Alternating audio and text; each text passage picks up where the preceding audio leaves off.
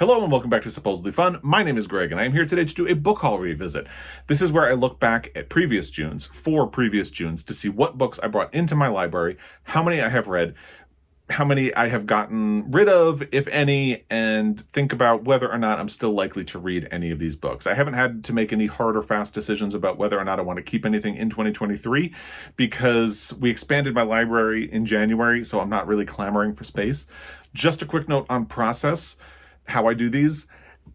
Basically, in order to try to keep this flowing, because we have four, I'm not going to spend a lot of time talking about what these books are about. If you are interested in that, I will have the original book haul video linked down below. You can check that out and you'll get all the information you need about what these books are about. I have also, in order to save time, taken out books that were library builders that didn't come into play here, but I've taken out Sue Grafton books because I was recollecting those and purchasing them. And I've also taken out books that I bought because I had read them before and just wanted a copy for my library because they were purchased for very different reasons than something that you're already interested in reading. I did keep one book that I had already read in here for a specific reason. So let's just get into it. We're going to start with the most recent book haul and work our way back. So of course that means we're starting with June of 2022. This is a fun book haul because, like April, I did a mystery box from an independent bookstore. Because June is Pride Month, I wanted to find a queer-owned independent bookstore and do a mystery box from them. So I did Betty's Pages in Michigan. And the reason I'm wearing this t-shirt today, Only Pride, No Prejudice, is because it came from Betty's Pages. Not in June, they didn't have it at that point, but when they restocked, I made sure I got a copy. I got one of the t-shirts. And actually, I'm going to put a link to the store down below, to the page where they have their Pride merchandise, because they still have this t-shirt. And I know a lot of people love this shirt from comments whenever I wear it on my channel. So you can still get it down below. I believe the color they did for this year is a sort of lavender, like a light purple. So check that out. So there are 4 books that came in as part of that mystery box. And the first one is the sort of exception to that rule about getting rid of things that I have already read. It's The House on Mango Street by Sandra Cisneros. I had already read this book, but I read it a long time ago. I read this maybe 20 years ago, and I've actually always kind of thought I should reread that book because I don't really remember it all that well. I'm keeping this in because even though I had already read it, I didn't actually select it for myself, and it was part of this book box, so I left it in. And I would love to reread it. Somewhere along the way, I got rid of or lost my copy of The House on Mango Street, so I'm really glad that I have a copy back in my library. I am thinking that I really had to condense my library when I moved to New York City over 10 years ago. And that is probably where my copy of this book disappeared, but I'm really glad I have it back. I have not reread it, but I had read it before. So that is the first one from the Betty's Pages book box. Then we have Fruit of the Drunken Tree by Ingrid Rojas Contreras. I have not gotten around to reading this book yet, and I am still looking forward to it. So this is something that is totally fine hanging out. I've heard a little bit of mixed things about this book, but mostly positive. So I am happy to keep it in my library and get around to it at some point. And then there are 2 more from the Betty's Pages book box. First is Out of Darkness by Ashley Hope Pèrez. This was a book that I had not heard of when it was included in the book box. Actually, there was another one too that I kind of forgot about, and we'll circle back to it after I talk about Out of Darkness. But I had not heard of this one when the book box came. And one of my questions when I put together the material for the book box was to say, I would love it if you would include a book that you wish more people would read, and this was one of them. And what she said at the time was, this is being challenged, and it's a great book. I would love more people to read it. So I believe this was the one that was included for that purpose. And since then, I've heard a fair amount about it because it has been one of the more challenged books in the recent spate of book challengings that have been going on. So I haven't read it, but it definitely appeals to me. It sounded like an interesting book in the first place, but because it is so challenged, it is something that I would definitely like to get to. And I'm really thankful to Betty's Pages for putting it on my radar. There actually was one that I unhauled that I had forgotten in my head about. Thank goodness I have a note. Blackout, which is by various authors. I did read that book and I liked it, but not enough to keep it on my shelf. So I ultimately traded it in at my local used bookstore. Like, I liked it, but I didn't love it. And as I said, this was before I expanded the library. If the library had been expanded before that happened, I probably would have kept it, but, you know, such is life. But I did read it, so at least it's a success story from that perspective. And then the final book from that book box was Aquarium, a novel by Yaara Shehori. This was another book that I had not heard of when the book box came. And I'm really glad they put it on my radar because it sounds very interesting. I hadn't realized that this is translated until I think someone commented and said that I could use it for Women in Translation Month. Yeah, it's translated from the Hebrew by Todd Hasek Lowy. So I could potentially use this as a book in August when Women in Translation Month comes around again. Still interested in reading it, and I'm happy to have it on my shelf. It's also a fun cover. So that completes the Betty's Pages portion of this. We still have other June 2022 books to cover, but really glad that I did it.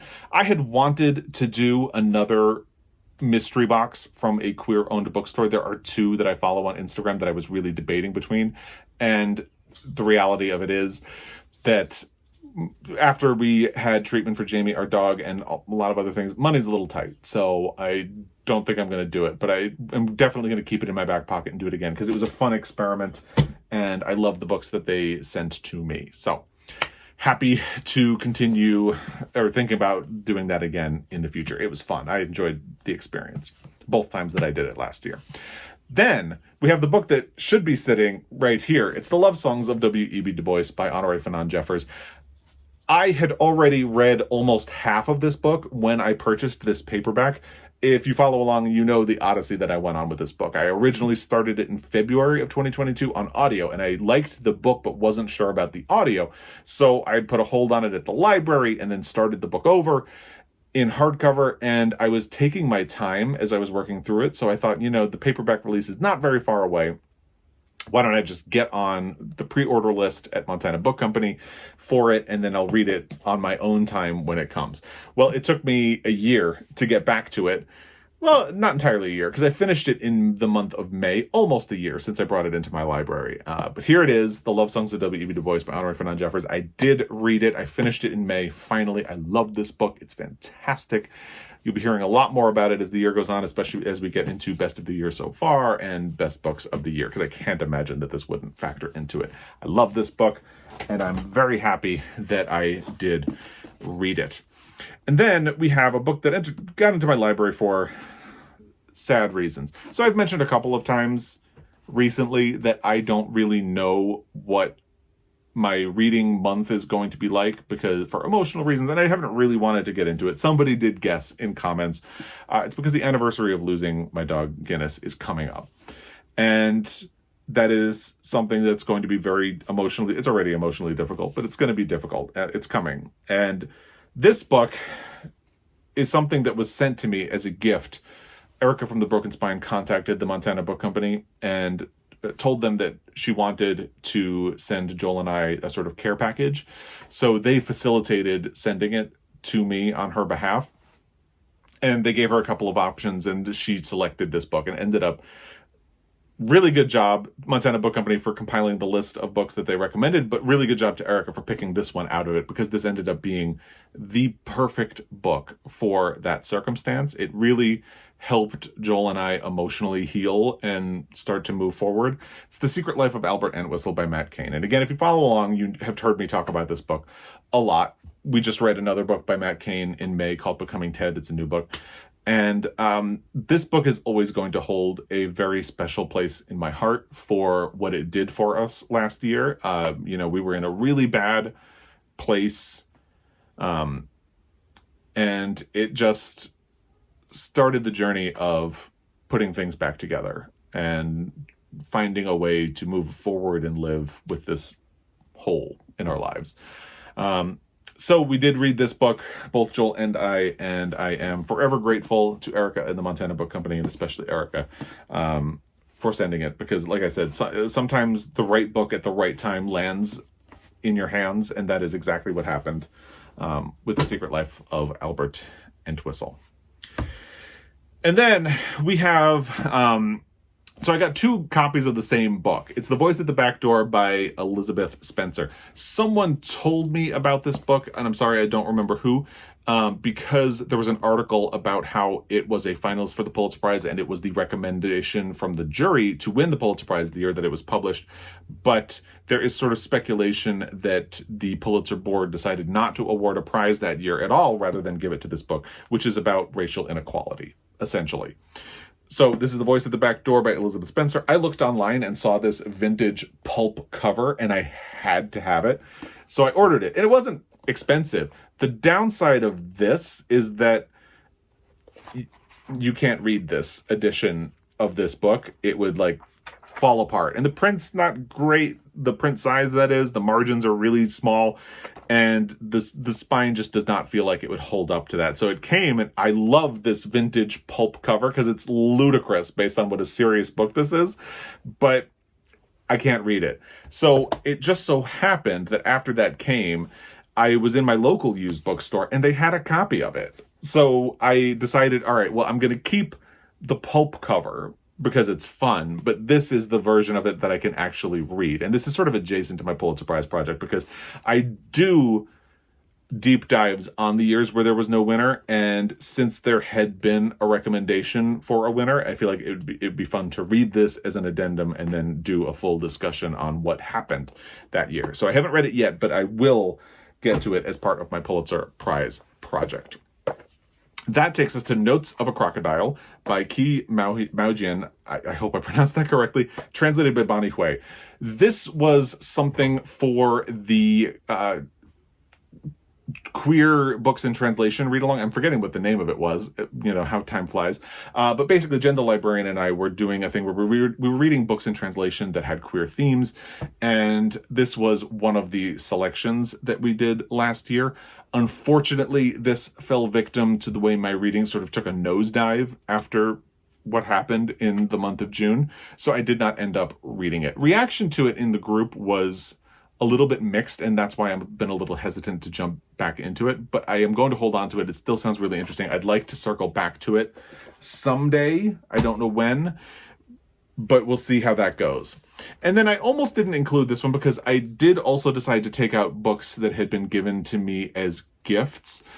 However, this one really seems tied to my interests, and I had already been thinking about purchasing a book by Ivan Doig because he's a very Montana author. This is English Creek. It was given to me by my neighbors, and therefore I decided to keep it in and actually hold myself accountable for whether or not I read it. It's not a book I had selected for myself. However, it is an author I had been thinking about reading, so I'm going to keep it in. I have not gotten around to reading it yet, but I would like to at some point.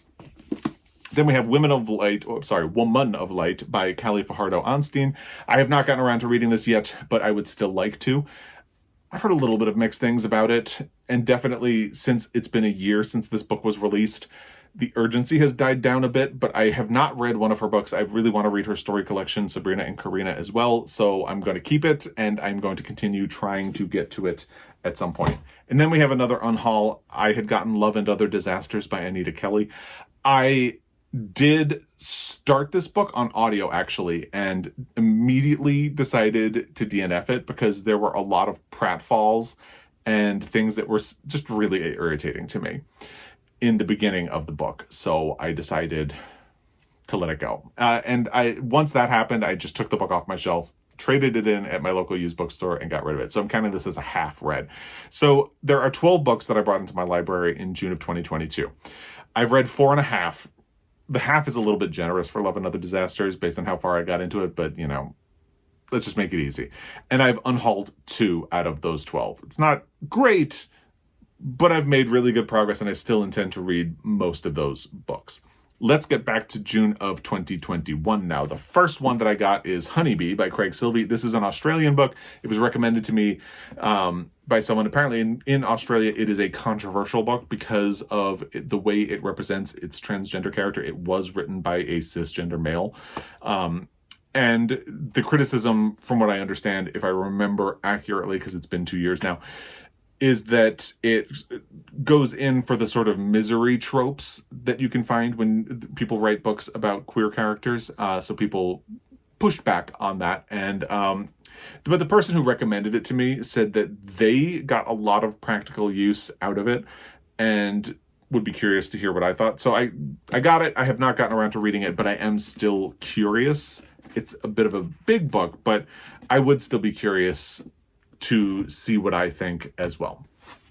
The next one is Stone Butch Blues by Leslie Feinberg, and this is extremely timely because I purchased a copy 2 years ago, but I had been aware of this book for a while before then. So this was one of my selections for the Queer TBR Tackle, which is the new thing I'm doing with Gentle Librarian this year, where we try to read the books that have been on our pile of possibilities and are queer the longest. So even though this is only in my library for 2 years, it's been on my radar for a lot longer. So I included it. And actually, it is the selection for June. So I am finishing a book at the moment, and then hopefully this is going to be my next book.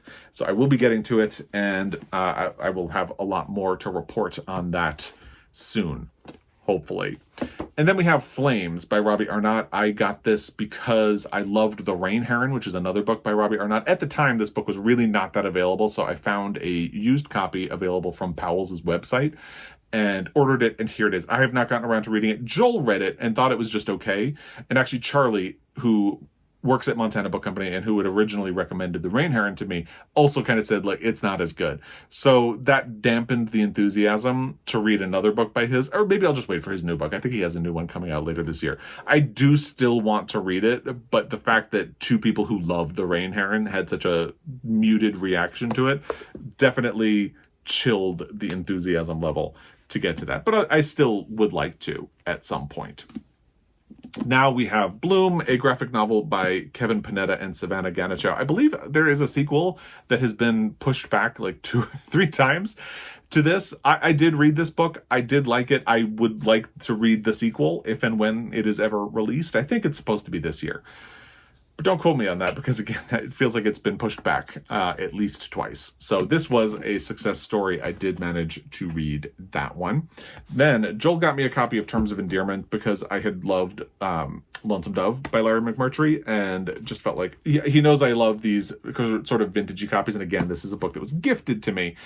So technically I could take it off this list and not hold myself accountable. But I do like Larry McMurtry. It is something that I would like. He is an author that I would like to read more books by. So I don't know that Terms of Endearment is the one I would do next. I would rather do The Last Picture Show. But this is up there on the list. And actually, we close with 2 other books that are gifts. So I guess I really didn't take gift books out either. The first one is Red, White, and Royal Blue by Casey McQuiston. My sister read this and said it was a lot of fun, and she sent it to me. So here it is. And I would still like to read it. I might seek it out on audio. But in the meantime, I'm fine holding on to the copy of the book just in case I get to it. And then she also sent me The Silence of the Girls by Pat Barker because she read it and she liked it and she thought I would, so she sent it. And here it is. And I have read a one book by Pat Barker, Regeneration, and loved it. So I've always wanted to read more, so I'm going to hold myself accountable for this one as well, even though it was a gift. All right, so in June of 2021, I brought 7 books into my library. I have only read one, and that was, which one? Bloom by Kevin Panetta and Savanna Ganucheau, and I have not unhauled anything, and there's nothing in here that's really on the verge of being unhauled either. So, could be a little bit better, but I'm not going to complain either. June of 2020 is a bit of a smaller book haul, which probably makes sense because in June of 2020, the world was still largely shut down. The first book on the list is The Lauras by Sarah Taylor. I purchased this because my understanding is that it has, if I remember right, it has someone who is non-binary or gender fluid. I can't remember which. Told from the perspective of Alex, a teenager who equates gender identification with unwillingly choosing a side in a war. So that is kind of the thing that really made me interested. And I believe Matthew Sharapa was a big fan of it. And for that reason, I sought out a copy for myself. I have not managed to read it yet. However, I am still very curious to get to it at some point. And then we have 2 books by James Baldwin. The first one is nonfiction, The Fire Next Time. Legendary book, legendary author, who I love. So I would very much still like to get to this book. I have not gotten to it yet. It's only small, so it should be easy enough to fit in at some point. I had decided, though, that the one I wanted to do next at the time was Go Tell It on the Mountain, which I did read at the end of was it 2021 or 2022? I think it was 2022. Well, point is, I read it. So this is at least a success story from that perspective. I would love to get to probably all of James Baldwin's books at some point, but I'm not in any hurry to do it. So I'm going to keep working my way through his books. Next is Forced Out, a detective's story of prejudice and resilience. I did read this book. I really liked it. I thought it was great. And I don't want to spend a lot of time talking about what it's about, but I would say, especially if you're looking for something good for Pride, this would be a good recommendation for you. I believe when I did read it, it was during a Pride month. It was one of my Pride month reads, either last year or the year before. Can't remember. But I did read it and I enjoyed it. Next is The Vanishing Half by Britt Bennett. Another book I did ultimately read and I enjoyed, and Britt Bennett ended up on the jury for the Pulitzer Prize this year, and good for her. I did really like this book, so I would recommend it if you have not read it as well. And then the streak ends because I have not read A Burning by Megha Majumdar, but I'm holding on to it. I will say this is another case where, as time has gone on, the enthusiasm to read it has really significantly died down. However, I do still want to read it, and I'm going to hold on to it, and it keeps getting pushed down my priority list, but it's still on there, and we'll see what happens with that. It's not in danger of going anywhere. So, in June of 2020, I got 6 books to bring into my library. I have read 3. That's half. That's good. I will take it. And I have not unhauled any. And honestly, the 3 that are left, The Laura's, The Fire Next Time, and A Burning. Well, The Laura's and the Fire Next Time, for sure, I want to read. A Burning, like I said, keeps getting pushed down the priority list, but I would still like to read it, for sure. So, that takes us to the final book haul in this revisit, June of 2019. And it's a big one. So, the first one is a success. It's The Stonewall Reader. This is edited by the New York Public Library, and I absolutely recommend this, especially if you're looking for something for Pride Month. It is a really excellent way of covering gay history. It's told in 3 sections. There's the pre-Stonewall era, and then there are sort of narratives that take place on all the nights of Stonewall, and then it goes into the after Stonewall era. I think the weakest section of the book is the after Stonewall era. However, it is a really fascinating book. It is a good, comprehensive history of the gay liberation movement, and I would absolutely recommend it to you. I know I said I'm not going to spend time talking about what each book is about, but in this case, you got to read it. It's really important. And then we have You Will Be Safe Here by Damien Barr. I have not read this yet, and because it's been so long, things keep getting in the way. Like, there are shiny new things that come in all the time, but I do really still want to read this book, and I am going to hold on to it, and I will hopefully be getting to it at some point soon. So it's not going anywhere. Then we have On Earth We're Briefly Gorgeous by Ocean Vuong. I did read this, and I was just okay on it. I know a lot of people loved it. I was just okay. But it's a beautiful book, and it is about a complicated relationship with a parent, which is something I really love. And for that reason, I'm totally fine keeping it on my shelf and not trading it in. You know, it is good enough to justify real estate on my shelf, which is kind of all you can ask for, I guess. Then we have Ask Again Yes by Mary Beth Keane. I did read this book and I really liked it. I recommend it to people a fair amount. I know there are people who didn't respond to it as strongly as I did, but I really enjoyed it a great deal and thought it was kind of beautiful. So that's Ask Again Yes by Mary Beth Keane, another success story. Then we have Circe by Madeline Miller. So I have not read this yet. I started with The Song of Achilles instead, and I really didn't like The Song of Achilles. So that really halted my sense of urgency to get to Circe, because at the time I got this, like, everybody was talking about Circe. And it was easy to get that sense of FOMO if you were not reading Circe. But I did The Song of Achilles instead, didn't like it, and I just haven't gotten to Circe.